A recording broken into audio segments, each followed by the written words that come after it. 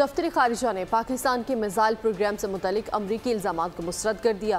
بیان میں دفتر خارجہ نے کہا ہے کہ پاکستان سیاسی مقاصد کے لیے ایکسپورٹ کنٹرول پالیسیز کے استعمال کو مسترد کرتا ہے۔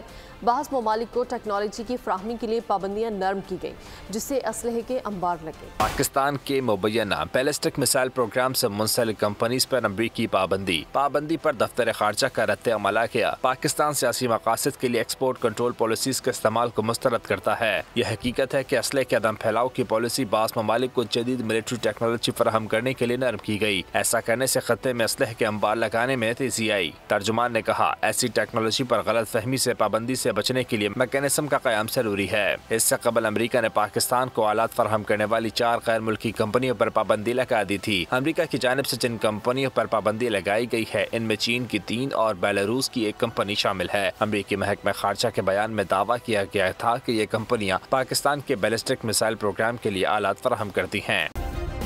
سبسکرائب کریں اور بیل دبائیں تاکہ کوئی خبر رہ نہ جائے۔